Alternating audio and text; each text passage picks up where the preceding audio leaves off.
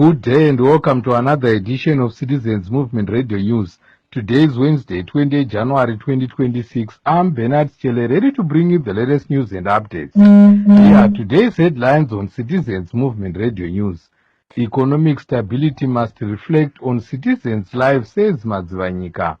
Kuka raised questions over the whereabouts of Zupco buses commissioned by Mnangagwa. Advocate Chamisa's return causes shivers within ZANU-PF, says Mkwananzi. Now let's delve into the detailed stories.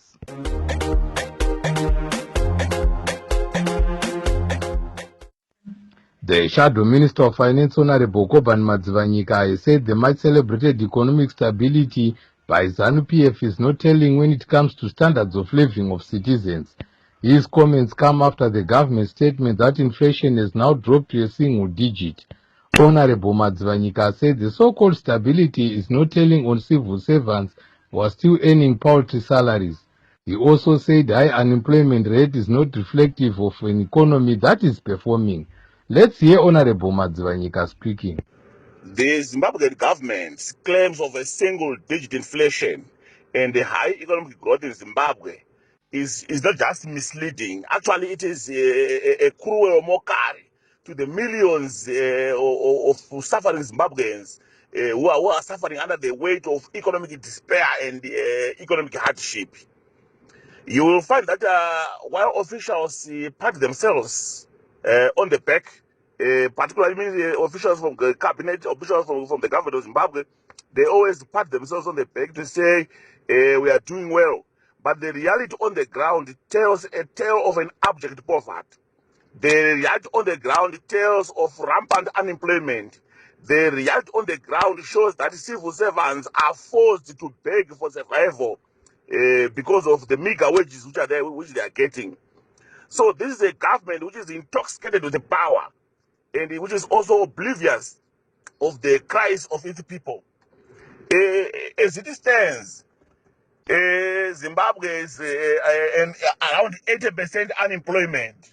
The bulk of Zimbabweans who are looking for a job could not get one on the street. 45% of Zimbabweans are living in extreme poverty under the current circumstances. What it means that they don't have access to water, they don't have access to food. They are living with the US dollar one US dollar per day in terms of income. They are actually the lowest income earners across the SADC region. Our civil servants are they are living like hell. Their conditions of living are like hell in the motherland. Yet we are claiming as a country that our economy is growing by an average of 5% per annum. Yet we are claiming that we have got a single-digit inflation. There is stability in this country. So the question is, where is this stability being seen? Stability is seen under normal circumstances. Stability and growth is seen by living standards. You don't have to argue that Zimbabwe is doing well. You don't have to fight that Zimbabwe is doing well. You feel it in your pocket. You feel, you live it. So what we are seeing, actually, the statistics that they are peddling to me they are a fash. They are actually a desperate attempt to whitewash the rot of corruption and incompetence in our government system. They used to say, the narrative says that Zimbabwe is growing in terms of the economy. Yes, there may be pockets of growth, but the wealth of that country is not evenly distributed. If Zimbabwe is growing, it shows that the wealth of Zimbabwe is unevenly distributed. Others remain richer and richer. Others remain poor and poor. So the biggest challenge that we have is that a growing economy which is funded by corrupt elements, which is funded by corruption compartments, is not an inclusive economy. It's not an economy for all. So we want an economy for everybody, where everyone thrives in that economy. So by and large, the government's single-digit inflation and the high economic growth claims are a cruel joke in the face of our suffering. We see the empty shelves, the unaffordable food. We see children dropping from school. We see parents failing to pay school fees. So we are seeing a lot of desperation. We are seeing a lot of frustration. We are seeing a lot of anger. And as such, We cannot say Zimbabwe is doing well while its statistics are speaking the opposite. So the people of Zimbabwe, by and large, they deserve better. We deserve a government that cares. We deserve a government that listens. We deserve a government that that acts. And that government can only come from Advocate Nelson Chamisa. So for ZANU-PF, the clock is ticking and the people are watching. With the country's public transport system chaotic, Mkoba South MP Honorable John Kuka has raised questions over hundreds of buses that were acquired from Belarus and commissioned by Emmerson Mnangagwa 5 years ago. Honorable Kuka said the Ministry of Transport owes the public an explanation on the whereabouts of buses bought by taxpayers' money on grounds of easing public transport challenges. The spokesperson for the opposition, Promise Mkwananzi, said the return of Advocate Nelson Chamisa into the political ring is causing shivers within ZANU-PF cockpit. Mkwananzi said the excitement by citizens following Advocate Chamisa's announced return is causing panic to the ruling party. He said the ruling party, despite concerted efforts, has failed to destroy Advocate Chamisa's resolve towards a better Zimbabwe. A court application by Ibe Chulika Zulu Secretary General Mbuzo Vuzwayo challenging ZANU-PF plans to extend Emmerson Mnangagwa's term of office beyond 2028 is set to be heard on 9 February 2026. There are, however, concerns that this application was done in the interests of ZANU-PF so that it would be dismissed in court in order to deter credible legal challenge against the 2030 agenda.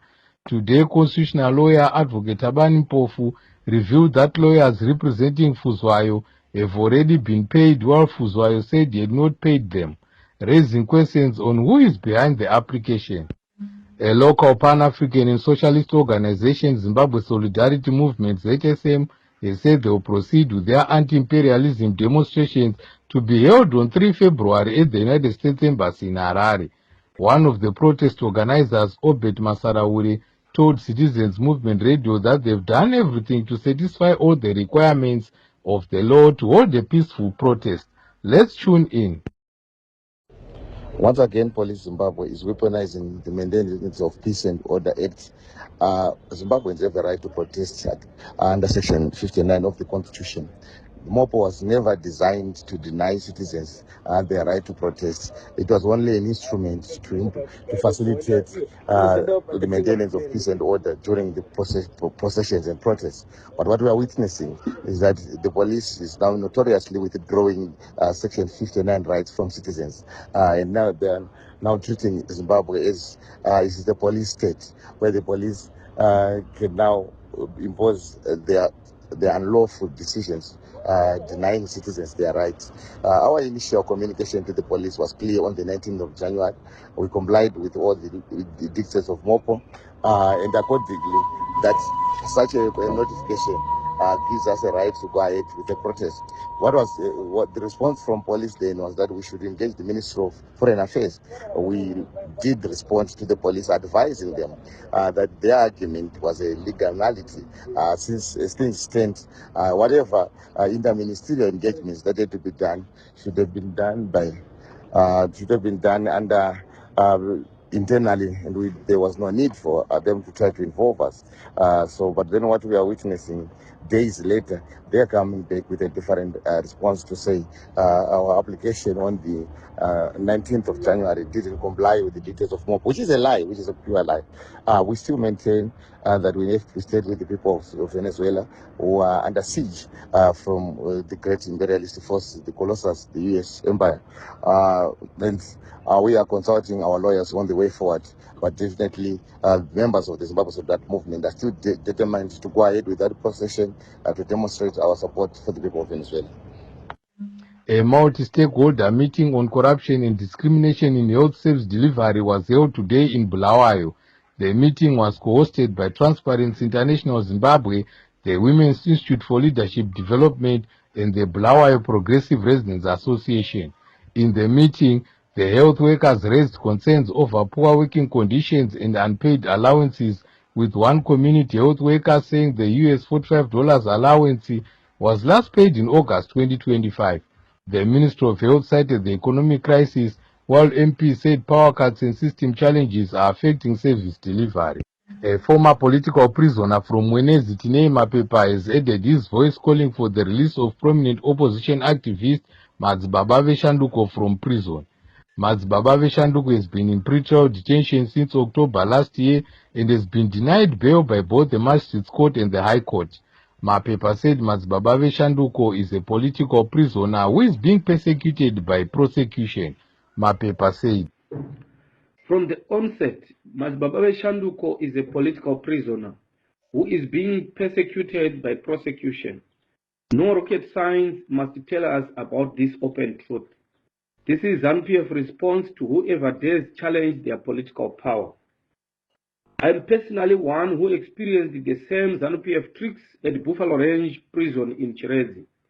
But let them know this, that their political empire will one day crumble to the ground because of the resolved and agitated citizens. As citizens, we don't tolerate this anymore. We will explore all possible democratic means to reclaim our freedom, dignity, and country so that our people don't live in fear anymore. ZANU-PF must release Madzibabave Shanduko with immediate effect. His family, relatives, friends are suffering because of this madness. Let us all rise and support President Chamisa's vision and say no to this ZANU-PF nonsense. Thank you. The trial of former tourism minister Walter Mzembi, who is facing allegations of theft of trust property, commenced in Harare and presided over by Justice Benjamin Chikowero. The charges stem from claims that he converted television sets and funds valued at $2 million, which were meant to be used at 2010 FIFA World Cup fun packs. Mzembi, who is being represented by lawyers Mr. Emmanuel Samudombe and Mr. Killen Mandiki, has pleaded not guilty to the charges. And in our regional news, Nigerian President Bola Tinubu, 73, fell to the ground in Ankara, Turkey yesterday, where he is on a state visit. Authorities dismissed the incident as a minor mistake. The incident, however, brought comparisons from locals to ZANU-PF dictator Emmerson Mnangagwa, 83, who is seeking term extension till 2030. Opposition official Sam Gondongwe said Zimbabwe needs a youthful president with new energy and new ideas to take the country forward. Gondongwe said, Mr. Mnangagwa should watch and observe what is happening in Africa to other dictators, these old madalas in Africa. Look at Nigerian President Bola Tinubu, who is said to be 73 years. Yesterday fell to the ground in Ankara, Turkey, where he is having a state visit. Although authorities dismissed the incident as a minor misstep, but it shows that when age catches up with you, no matter how you do your makeup, age does not lie. And these old people are dragging our nations to the graves. Look at Zimbabwe. Now ZANU-PF wants to increase the dictator's term of office and go on to 2030. Yet he is an old man who is supposed to retire and be a statesman, giving advice to the young people who are able to carry the burden of the nation to another level. But if you look at what is happening now, these guys, they are not getting younger anymore, and their road is only leading to the grave. And they want to carry Zimbabwe with them to the grave. Yet the young people are busy, smoking toriro, having all different sorts of drugs. They are being dragged so that they don't see that these madalas are taking Zimbabwe to the grave with them. It's high time that we rise up as youth in Zimbabwe and take our center stage and map the trajectory of the nation and pave the way for the nation to rise to the occasion, because this should be a joy of Africa. But now it is a laughing stock because of these old madalas. We really need to smell the coffee and wake up and take our positions as youth in this nation. Thank you.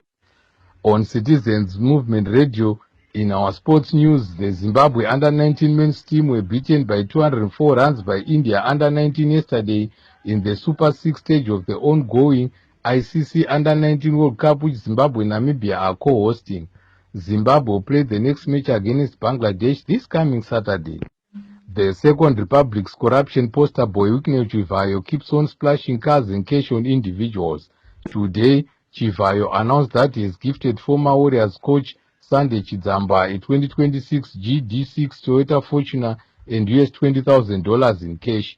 The donation comes after Chidzamba recently launched coaches for ED, a ZANU-PF affiliate organization.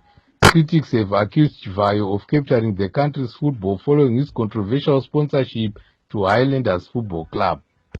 Calls for boycotting this year's World Cup in the US are getting louder, with former FIFA President Sepp Blatter urging international soccer fans not to attend the football jamboree.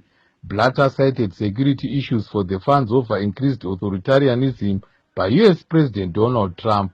A few weeks ago, South Africa opposition leader Julius Malema called for the national soccer team Bafana Bafana to boycott the World Cup as a statement against Trump's imperialism.